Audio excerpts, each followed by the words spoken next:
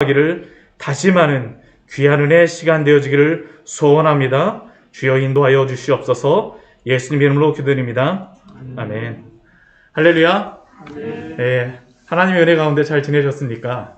네, 원래 제가 그 교회에 대한 말씀을 나누려고 계속 하다가요. 코로나가 계속 이렇게 되면서 시리즈 설교를 하는데 중간에 다 같이 못 들을 수 있겠구나, 교회에 대한 말씀인데 같이 못 들을 수 있겠구나라는 그런 생각이 들어서 차라리 지금은 좀 약간 내려놓고 원래 저희가 나누던 역대하의 말씀을 계속 나누는 게 더 낫겠다는 생각이 들어서 제가 오늘 역대하의 말씀을 가지고 여러분들과 같이 나누려고 합니다. 우리가 하나님의 말씀을 읽다 보면요, 우리가 신앙생활을 하다 보면 사실은 두 가지의 것이 굉장히 우리의 인생 속에서 부딪힐 때가 있습니다. 그게 뭐냐면요, 하나님이 주권적으로 우리의 삶을 인도하시게 될 때에 그 하나님의 주권 가운데에 우리가 행하는 그러한 행동들과 그 순종의 삶들, 아니면 우리가 행하는 어떠한 삶들이 무슨 의미가 있느냐라는 그러한 것입니다. 이게 왜 굉장히 중요하냐 하면 로마서의 말씀을 보게 되면요, 물론 그 구원에 대한 하나님의 의에 대하여서 그 주제를 가지고 말씀하고 있지만, 그러나 로마서의 그 내용들을 우리가 쭉 살펴보다 보면 두 가지의 그러한 것들로 이게 충돌이 되는 그러한 것들을 볼 수가 있습니다. 이게 하나님의 의, 참된 구원에 대한 그러한 말씀이 나오면서 두 가지가 나오는데요, 한 가지는 무엇이냐 하면 예수 그리스도의 그 구원의 그러한 구원을 내가 스스로 구원받을 수 있다라는 그러한 나의 그러한 주권을 강조하는 그러한 내용들이 나와 있는 것입니다.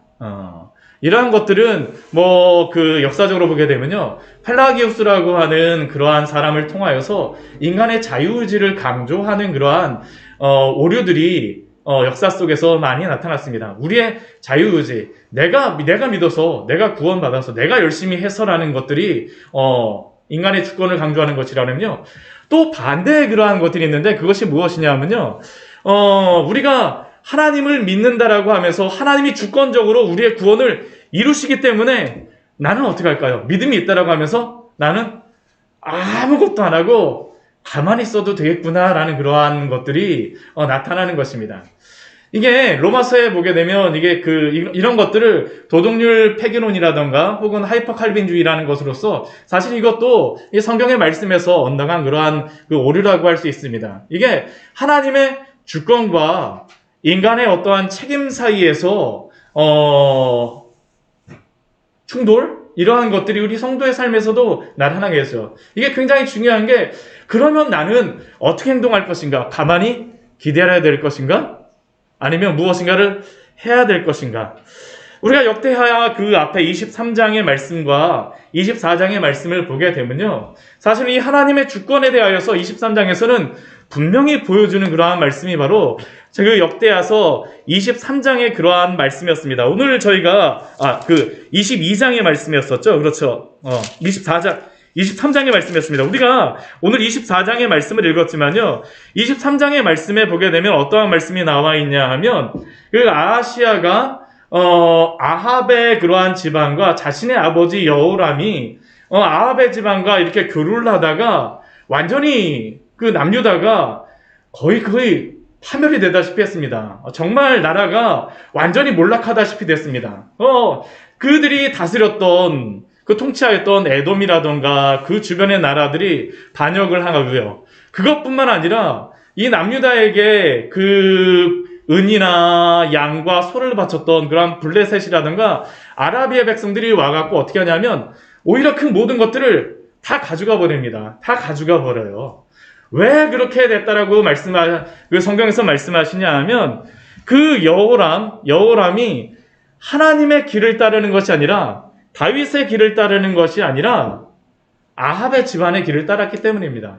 근데 이 아합이라고 하는 이 왕의 길을 따를 수밖에 없었던 이유가 무엇이냐면요, 여호람의 아내가 바로 아합의 딸이었어요. 아합의 딸이었습니다. 아달랴라고 하는 그러한 여인이었었는데, 아달랴를 아합의 그 딸을 아내로 삼다 보니까 다윗의 길, 하나님의 그 길이 아니라 아합의 집안의 길을 따라가게 되는 것이죠. 근데 문제는 뭐냐 하면 여호람이 이렇게 하다가 결국에는 하나님께 하나님께 벌을 받아서 죽임을 당하였는데, 그 뒤를 이은 아하시아, 그의 아들인 아하시아도 이 길에서 벗어나지 못했다라는 겁니다. 왜 벗어나지 못합니까? 그의 어머니도 아합의 딸인 아달랴예요. 어머니의 그늘에서 벗어나지 못하게 되는 것이죠. 그러다 보니까 그 백성들은 이 아하시아라고 하는 이 사람을 통하여서 하나님이 그 새로운 왕을 세우게 되면 은혜가 있을 것이라고 생각했는데 그렇지 못했어요. 하나님의 길을 따라가지 못하였죠. 오히려 여전히 아합의 길을 따라갑니다. 그리고 그 아합의 길을 따라가는 그 아하시아뿐만 아니라 그 아합의 집안이 모두 하나님께 심판받는 사건이 어디에서 나오냐 하면요, 우리가 역대하 22장에서 나옵니다. 제가 여기 잘못 써놓았군요. 23장이네요. 그렇죠? 네, 역대하 22장에서 나오는데 이게 굉장히 중요한 것이 무엇이냐 하면 아합이라고 하는 그 집안이 하나님께 너무나도 범죄한 그러한 집안이에요. 북이스라엘이라고 하는 그러한 나라를 완전히 하나님을 믿는 그러한 신앙에서, 물론 그 여러 가지 우상을 섬기는 금송아지를 섬겼었지만, 그러나 아합 때 있었던 일이 뭐냐면 바알과 아세라를 섬기는 그러한 모든 신앙으로 나라가 전체가 다 변화되어 버리는 것입니다. 그러니까 오히려 북이스라엘에서는 하나님을 믿는 사람들이, 선지자들이 버티지 못하고요, 숨어 지낼 수밖에 없었던 데가 바로 아합의 시대였어요. 그리고 그 시대 속에 살았던 그 사람들은 어땠었냐면 너무나 어둡다라고 느꼈습니다. 너무나도 어두워요. 이러한 속에서 어떻게 살아갈 수가 있을까?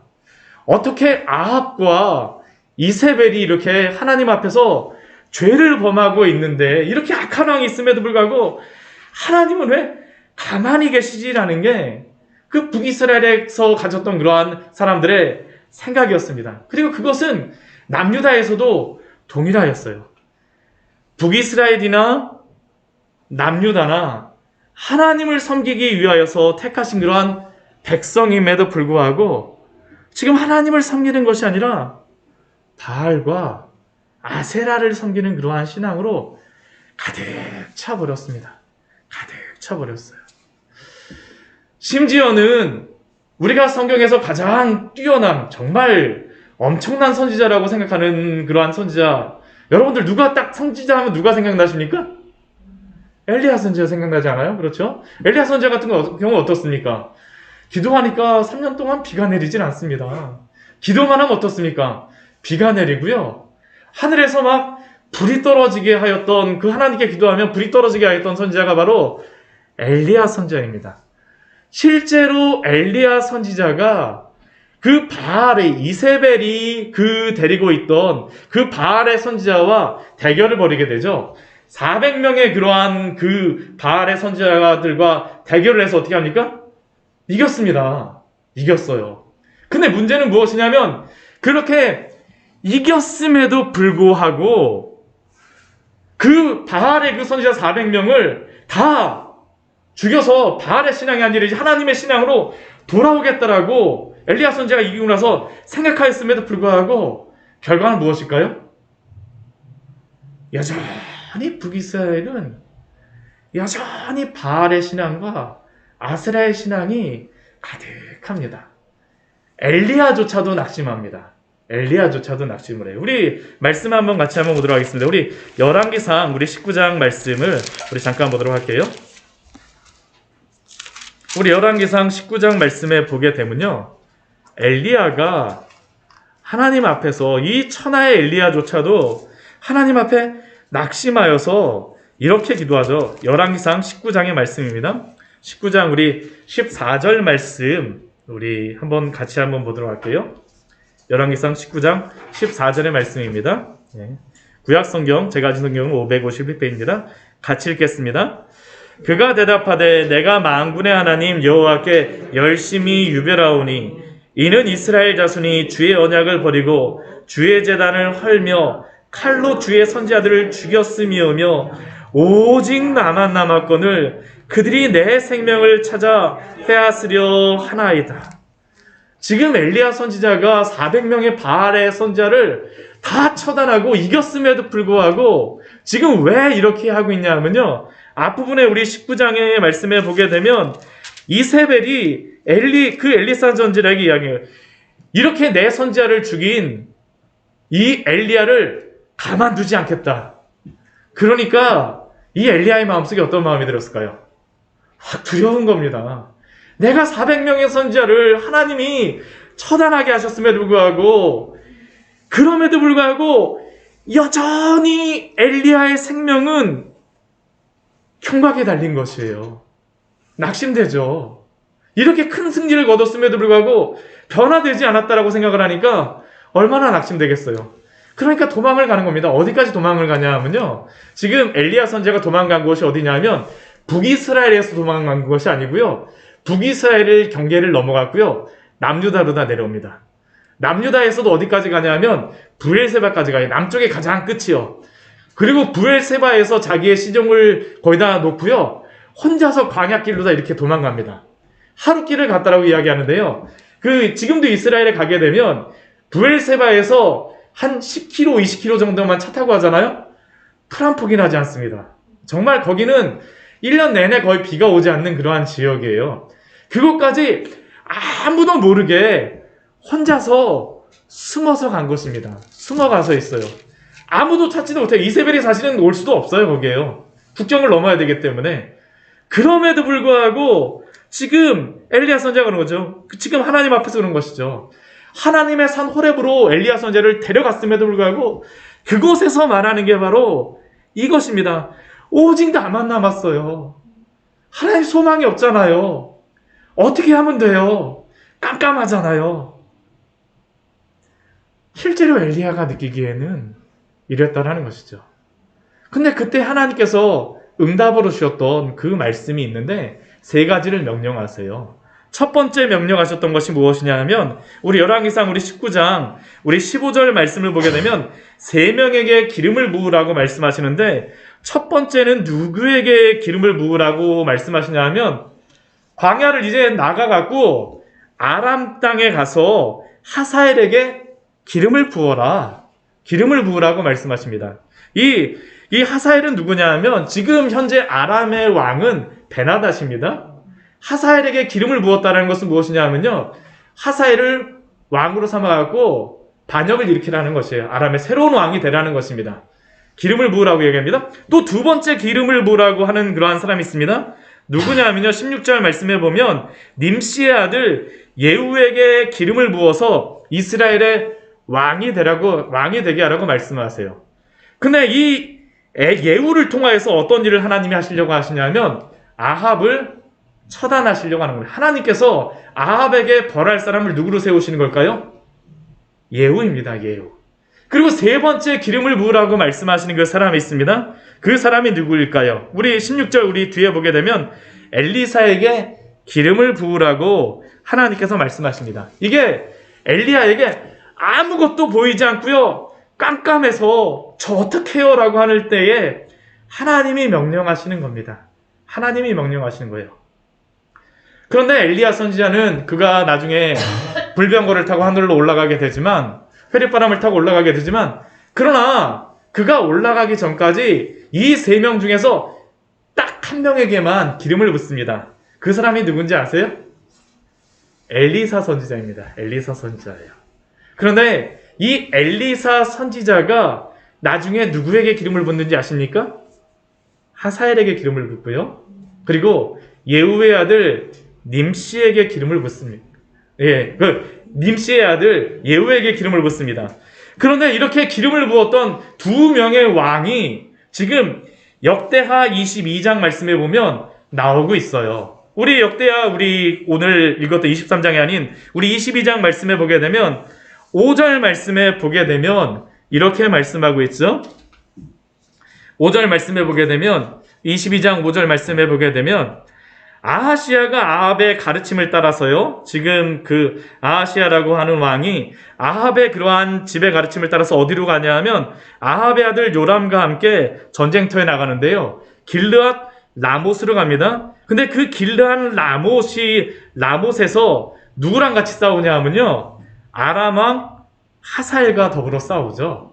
아람 왕 하사엘과 싸워요. 근데 아람 왕 하사엘과 싸우다가 어떠한 일이 벌어지냐 하면 이 북이스라엘의 왕이었던 요람이 상처를 입습니다. 상처를 입어요. 그리고 그가 이스라엘 땅으로다 도망을 그 상처를 치유하기 위해서 전쟁하다가 돌아가게 됩니다. 근데 그렇게 돌아가서 그가 상처를 치유하고 있을 때 이 요람이라고 하는 사람이 아합의 아들이거든요. 아합의 아들이거든요. 그가 상처를 치료하고 있을 때에 누가 오냐 하면요. 님시의 아들 예후가 나타나는 겁니다. 그래서 님시의 아들 예후가 어떻게 할까요? 요람을 치는 것입니다. 요람만이 아니고요. 아합의 집안에 있던 모든 사람들을 다 멸합니다. 멸해요. 그런데 그때 같이 죽었던 왕이 누구냐 하면 바로 아하시아입니다. 아하시아. 왜 하나님께서 아하시아도 남유다의 왕인 아하시아도 북이스라엘에 가서 죽게 하실까요? 아하시아도 따라가게 되면 누구의 그러한 자손으로 다 나올까요? 아합의 자손으로 나오는 것이에요. 아합의 딸의 그러한 아들이었기 때문에 이 남유다의 그러한 왕이었던 아하시아조차도 이 님시의 아들 예후에게 죽임을 당하는 것이죠. 이것이 무엇입니까? 하나님께서 엘리야가 전에 아무것도 보이지 않고 깜깜해요라고 하였던 그 상황 속에서 하나님이 약속하셨던 그 약속을 어떻게 하십니까? 이루시는 것이 바로 역대하 22장에서 나오는 말씀이죠. 하나님이 어떻게 역사를 주관하시는가라는 것을 분명히 보여주시는 것입니다. 분명히 보여주세요. 사람이 역사를 주관하고 사람이 역사를 이끌어가는 것 같지만 성경의 역사에서는 하나님이 바로 주권을 가지고 하나님이 이 모든 세상의 역사를 주장하신다는 것입니다. 북이스라엘뿐만 아니라 남유다뿐만 아니라 모든 세상의 역사를 하나님의 주권에 따라서 하나님의 섭리에 따라서 이루어 가신다는 것이죠. 그 깜깜한 시대 속에서 하나님이 당신의 일을 이루어 가신다는 겁니다. 근데 문제는 무엇이냐면요. 우리 역대하 22장 말씀에서는 아합의 그러한 아들들은 다 죽임을 당하게 됐는데 한 명 남아있는 아직까지 사람이 있습니다. 네. 그 사람이 누구일까요? 우리 그 22장 우리 뒤에 말씀에 보게 되면 그 22장 우리 뒤에 말씀에 보게 되면 10절 말씀에 보면 아하시아는 죽임을 당하였지만 아하시아의 어머니 아달랴 아합의 딸이었던 아달랴는요 여전히 살아남습니다. 그리고 그 아달랴가 어떻게 될까요? 오히려 남유다의 왕이 됩니다. 왕이 되어요. 그리고 나서 이 왕이 될 때 어떻게 하냐면요. 남유다에 있었던 그 다윗의 자손들을 다 죽입니다. 다 죽여요. 그러고 나서 자기가 왕이 되는 것입니다. 오히려 남유다 같은 경우 지금 어떠한 상황일까요? 더 어두워진 상황이죠. 하나님의 그러한 뜻이 이루어지기 위해서 아합의 아들들이 다 하나님의 그 주권에 따라서 그 멸함을 받았는데 아합의 집안이 다 멸망을 받은 것 같은데 남유다에서는 오히려 이 아달랴라고 하는 이 여인이 왕이 되어서 다윗의 집안이 다 멸함을 받고 깜깜해진 것 같은 게 바로 이 남유다의 상황인 것이죠. 그러면 이러한 상황 속에서 하나님의 주권에 따라서 하나님의 역사는 어떻게 이루어지는가라는 것을 말씀하여 주시는 것이 바로 역대하 23장 우리가 본 말씀입니다. 그런데요, 오늘 이 말씀을 보게 되면 하나님이 역사를 주관하시지만 그 역사를 주관하시는 그 가운데에서 인간이 사람을 어떻게 사용하시는지를 분명히 보여주시는 말씀이 또 역대하 23장의 말씀이죠. 우리 23장 1절 말씀을 보게 되면 이렇게 말씀이 시작되고 있습니다. 제7년에 여호야다가 용기를 내요. 제7년에 여호야다가 용기를 내요.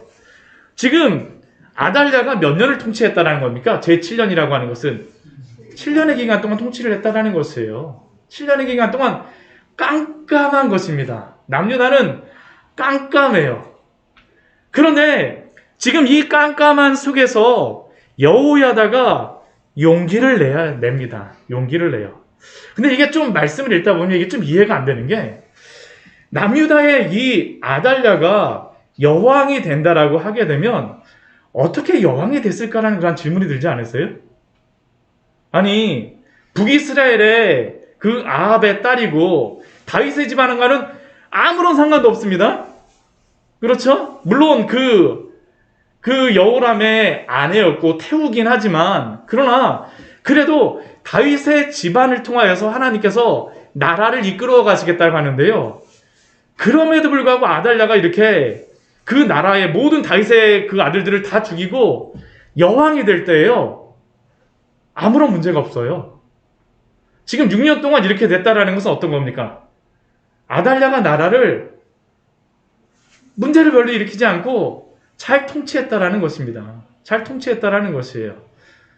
이 이야기는 무엇이냐 하면 아달랴와 함께 하고 있었던 그러한 사람들이 주변에 있었다라는 것이죠. 오늘 1절 말씀에서 여호야다가 용기를 낸다라는 것이 바로 그것입니다. 그냥 아달랴 한 명만 그냥 여왕이 돼서 다스리는 게 아니고요. 아달랴와 함께 해서 남유다의 그러한 모든 정권을 가지고 통치하고 있는 사람들이 있었다라는 것이죠. 왜 아달랴에게 이 사람들이 같이 그 힘을 합치고 왜 같이 할까요? 왜 같이 할까요? 이게 굉장히 우리 시대에도 이게 굉장히 중요한 의미를 주는 게 무엇이냐면요. 북이스라엘이 아합의 시대에 가장 어두웠다고 제가 말씀하지 않습니까? 말씀드렸죠. 근데 북이스라엘 시대에서 가장 경제적으로 윤택하게 살았던 시대가 또 어떤 시대인지 아십니까? 아합의 시대예요. 아합의 시대입니다. 참 아이러니하죠. 하나님을 믿지 않고 바알과 아세라를 섬기는데 가장 부유하고 가장 잘 살았던 시대가 또한 아합의 시대입니다. 왜 그럴까요? 이 이세벨이라고 하는 여인이 두로와 시돈의 공주입니다. 근데 두로하고 시돈이 이 페니키아거든요. 이 해상무역을 하는 그러한 나라의 공주다 보니까 북이스라엘이 강력해지고 잘 살려고 하다 보니까 그 북이스라엘만 가지고는 안 되는 것이에요. 이게 두로하고 시돈하고 같이 무역을 하면서 나라가 부강해지는 것이죠. 부강해지는 것입니다. 그러니까 이세벨이 그곳에 와서 바알과 아세라를 마음껏 그렇게 할 수 있는 것도 뭐냐면 봐라, 바알과 아세라를 섬기니까 얼마나 부강하게 되냐. 얼마나 부강하게 되냐. 비록 지금 북이스라엘은 그 님시의 아들 예후가 다스리고 있습니다. 그렇지만 그럼에도 불구하고요. 남유다가 지금 버틸 수 있는 이유는 무엇일까요? 아달랴가 여전히 두로와 시돈과의 관계가 있다라는 것이죠. 역사적으로 보게 되면 발굴하는 것들을 보게 되면요. 가장 북이스라엘에서 어려웠던 시대가 또 언제인지 아십니까? 예후의 시대입니다. 예후의 시대예요. 예후는 하나님을 섬기기 위해서 하나님의 명령을 받고요. 아합의 집안을 다 멸하였는데 그 아합의 집안을 멸하게 되니까 어떻게 될까요? 두로하고 시돈과의 관계가 끊어져 버립니다. 근데 예후는 또 누구하고 지금 북이스라엘 누구하고 전쟁하고 있냐면요. 아람하고 전쟁하고 있습니다. 지금 아람하고도 지금 관계가 안 좋아요. 근데 지금 북이스라엘 아람하고만 문제가 생긴 게 아니고요. 지금 남쪽에는 누가 다스리고 있습니까? 아달랴가 다스리고 있어요. 두로하고 시돈하고 관계가 있는 그러한 여인입니다. 그러니까 지금 북이스라엘은 완전히 고립된 상황입니다. 너무나도 힘들어요. 근데 지금 남유다는 어떨까요? 북이스라엘보다 훨씬 나은 것입니다. 나은 것이에요. 우리가 하나님의 믿음을 가진다고 할 때 바로 이 문제가 항상 있죠. 우리가 하나님을 섬기기 위해서 우리가 애를 쓰지만 그러나 이 시대를 바라보고 우리가 경제적인 그러한 것들 가운데에 우리가 타협을 하게 되면 신앙을 조금만 버리게 되면 우리가 잘 살 수 있다라고 하게 되면 여러분들은 무엇을 선택하시겠습니까? 사실은 지금 이게 남유다에게 있는 질문이었었죠. 여호야다가 용기를 낼 수밖에 없는 상황입니다. 왜냐하면 세상의 것들을 바라보지 않고 하나님만을 바라보아야 되기 때문이에요. 하나님만을 바라보아야 되기 때문입니다. 그런데 은혜가 무엇일까요? 이러한 상황 속에서 여호야다를 돕는 그러한 사람들의 손길이 있다라는 것이죠. 아직도 세상을 바라보지 않고 하나님만을 의지하는 사람들을 여호야다에게 붙여주세요. 그 사람들이 누구입니까? 우리 23장 1절 말씀해 보게 되면요. 여호야다가 하나님의 분명한 그 뜻이 있음을 알매도 불구하고 그가 인간의 그러한 책임으로서 용기를 내고 나서 그가 첫 번째 만났던 사람들이 누구냐 하면요. 1절 말씀 보게 되면 백부장들을 만납니다. 이 여호야다는 지금 어떠한 사람일까요? 제사장입니다. 종교에 관련된 사람이에요. 근데 요아스를 다시 왕으로 세우기 위해서는 그 아하시아의 아들이었던 요아스를 왕으로 세우기 위해서는 제사장만으로 되진 않는 것이에요. 누가 도와야 되는 겁니까? 군사적으로 같이 힘을 할 수 있는 사람들이 필요한 것이에요. 하나님이 그런데 준비해 주세요. 용기를 냈을 때. 그 사람들이 누구입니까? 우리 1절 말씀에 보면 그 사람들의 명단이 나오고 있죠. 여로함의 아들 아사랴가 있고요. 여호하난의 아들 이스마엘이 있고요. 오벳의 아들 아사랴가 있고요. 아다야의 아들 마아세야가 있고요. 시그리의 아들 엘리사밧이 있습니다. 이 사람들이 언약을 세웠습니다. 언약을 세운다라는 의미 무엇일까요? 내가 이 일을 통하여서 목숨을 잃는다 할지라도 이 사람들은 어떤 사람들입니까? 하나님만을 섬기기 위하여서 애쓰는 사람들이죠. 여호야다가 용기를 냈을 때에 하나님의 이러한 것들이 옳다라는 것들을 가지고 용기를 냈을 때에 하나님께서 은혜를 주시는 것이 무엇입니까? 이러한 사람들을 붙여주시는 것이죠. 저는 우리 광야의 샘교회 우리 성도님들에게 이러한 축복이 있기를 축원합니다. 우리가 믿음을 지킨다라고 할 때에요. 혼자만 있으면 너무나 힘들지 않습니까? 아무리 우리가 뛰어나다라고 해도 혼자만으로 가능할까요? 사실 쉽지 않아요. 하나님이 붙여주셔야 되는 것입니다. 우리가 하나님 앞에서 하나님의 주권을 인정할 때에 그러나 그때 또 기도하십시오. 하나님의 백성들을 붙여주시옵소서. 붙여주시옵소서. 이 사람들이 어떻게 합니까? 함께하는 것입니다. 함께해요. 하나님이 사람을 붙여주세요. 오늘 놀라운 것들이 무엇이냐면 하나님 인간의 그러한 책임 가운데에 하나님이 어떻게 일하시는가를 또 다시 보여주시는 게 바로 오늘 말씀 속에 드러나는 것입니다. 우리 2절 말씀 보십시오. 이 백부장들이 나아가서 무엇을 하냐면요. 유다를 두루 다닙니다. 레위 사람들과 이스라엘 족장들을 모아요. 그 사람들을 예루살렘에 이릅니다. 그리고 그 사람들에게 누구를 보여줬을까요? 아시아의 한 명밖에 없는 아들, 이제 7살입니다. 7살인 그 아들을 보여줍니다. 근데 그 사람들이 그 7살 아들을 봤을 때 어떻게 할까요? 마음이 뜨거워지는 것이에요. 참 놀라운 것이죠. 그래서 우리 3절 말씀을 보면 어떤 일이 벌어집니까? 온 회중이 하나님의 전에서 왕과 언약을 세우매. 이 사람들이 언약을 세운다라는 것은 자신의 목숨을 거는 것입니다. 그러나 이 가운데에서 하나님이 이렇게 일을 이루어 가시죠. 우리가 하는 일들에 충성을 다할 때에 하나님이 어떻게 일하시는가라는 것들을 우리에게 보여주시는 것입니다.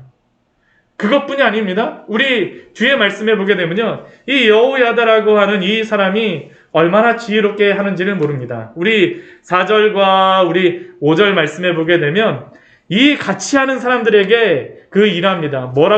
무엇을 이야기하냐면요. 함께 이 일을 행할 사람들을 정하는 것이죠. 언제 이 일을 행하려고 하냐면 그 24절 말씀을 보게 되면 안식일에 그 일을 하려고 이제 그 요아스를 왕으로 세우는 일들을 안식일에 하려고 합니다. 왜 안식일에 하려고 할까요? 안식일이요. 그 이스라엘 사람들이 가장 눈에 띄지 않게 모일 수 있는 그러한 날이기 때문입니다. 안식일에는요. 성전에 와서 예배를 드리는 게 당연합니다. 당연해요. 그러니까 지금 이 여호야다와 이스라엘 백성들이 안식일을 그 날로 잡는 것이죠.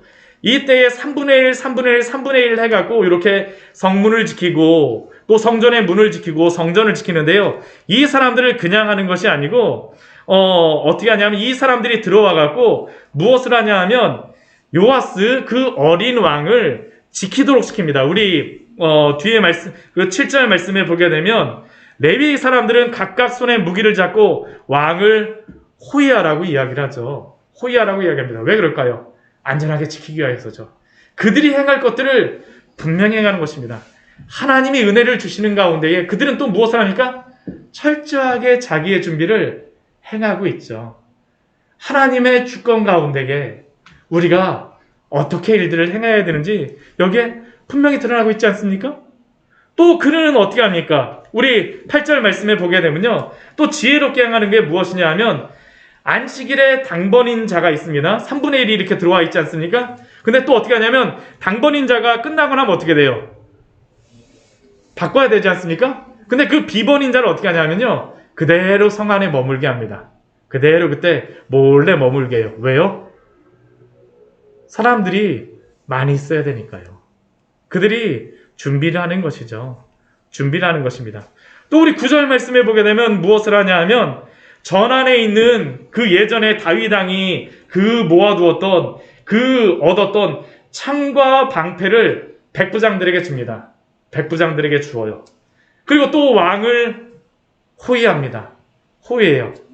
근데 오늘 말씀에 보게 되면 한 가지 우리가 6절 말씀에 보게 되면 이 여호야다가 이러한 일들을 행할 때에 그냥 하는 것이 아니라 그가 분명히 한 가지의 기준이 있습니다.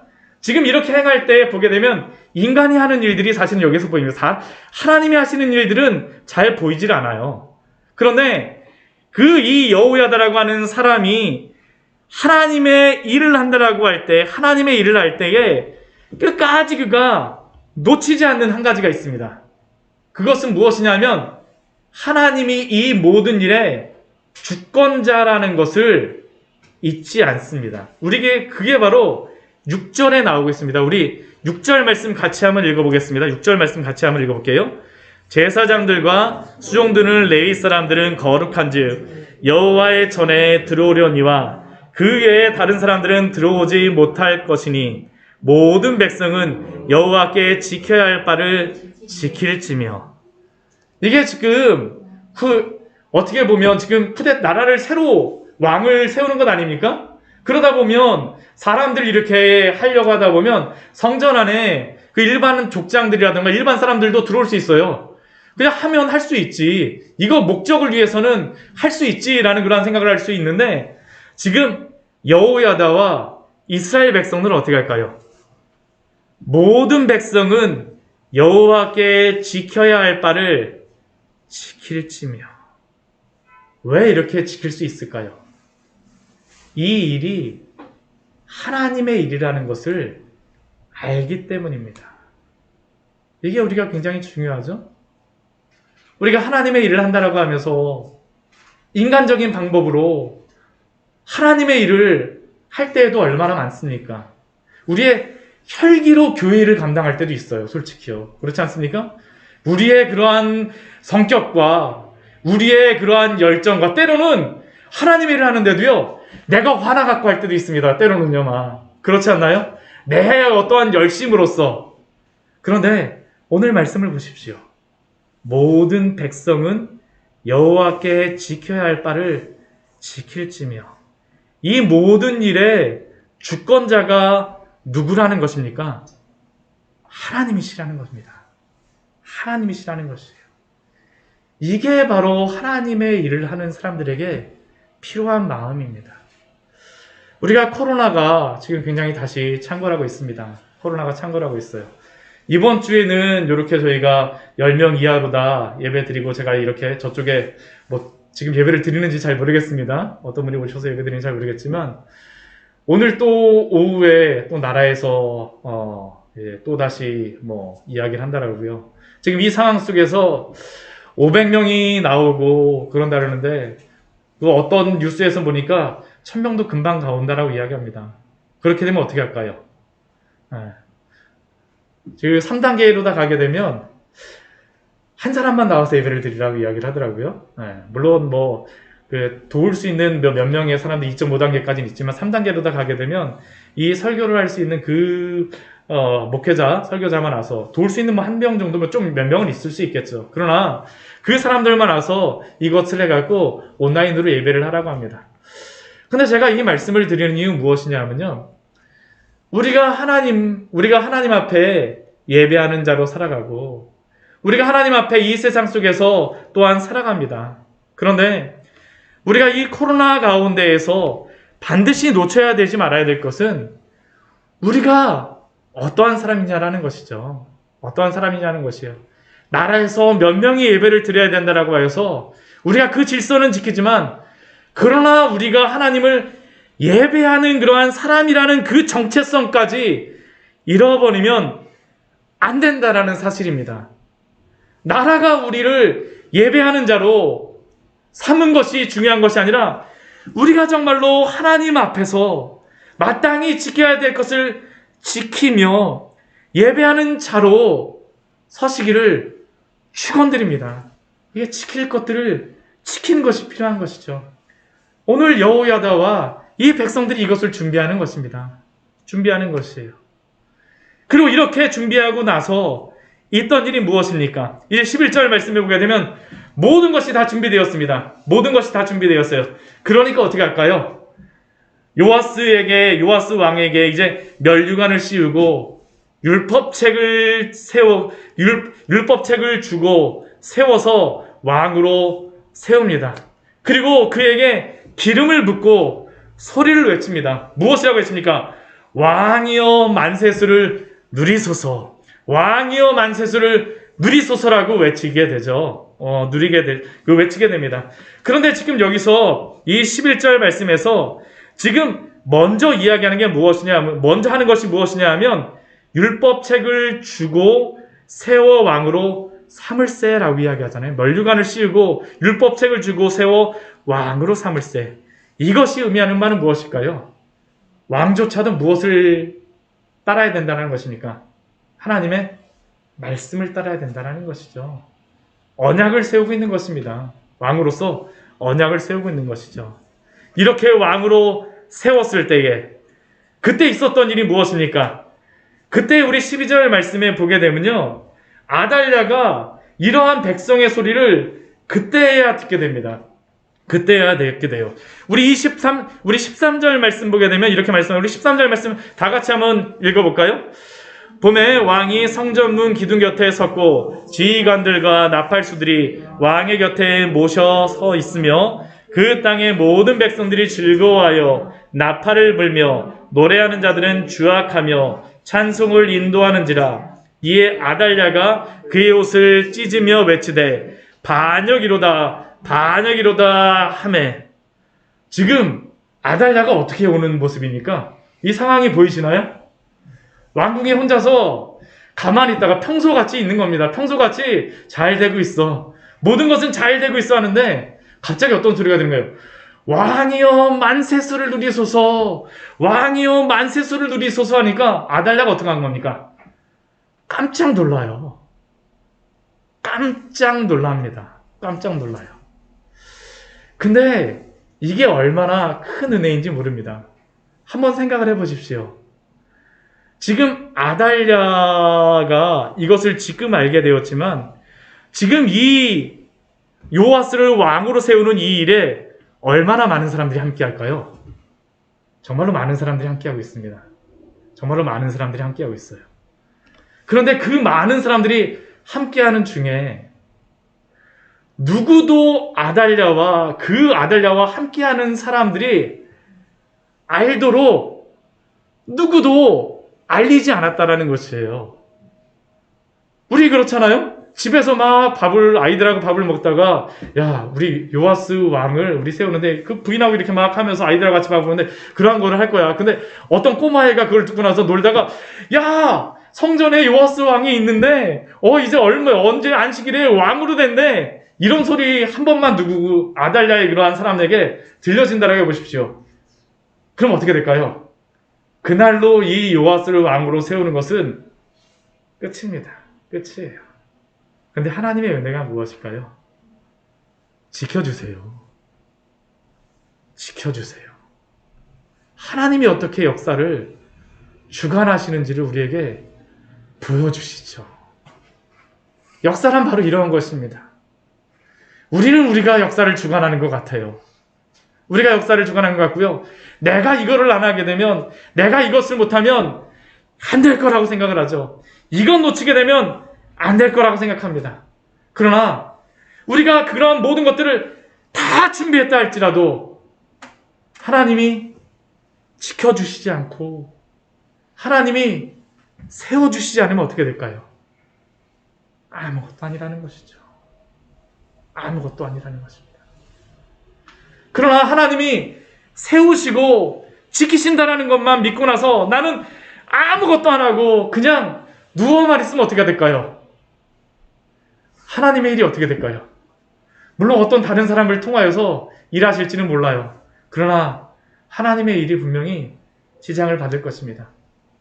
오늘 이 일을 할 때에 처음에 누구를 사용하십니까? 요아스를 사용하세요. 요아스가 아니라 그 여호야다를 사용하십니다.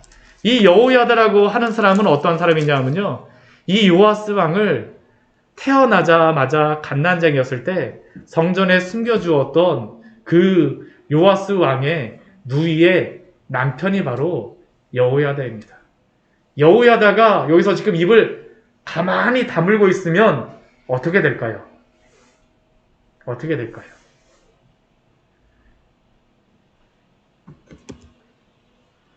하나님의 주권을 인정하십니까? 그렇다면 나에게 맡겨진 일에 충성하십시오. 오늘 여호야다를 통하여서 말씀하시는 것은 바로 그것 아닙니까? 우리가 할 것을 해야 됩니다.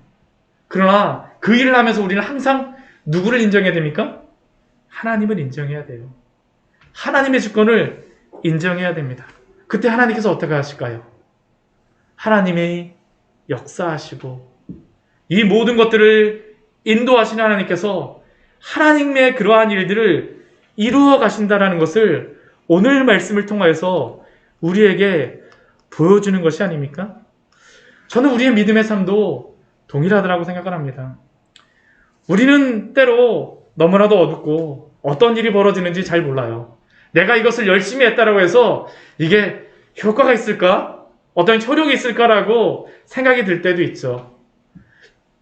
하나님의 일임에도 불구하고, 하나님이 분명히 나에게 주신 일임에도 불구하고 때로는 여러 가지 의심도 들 때도 있고요.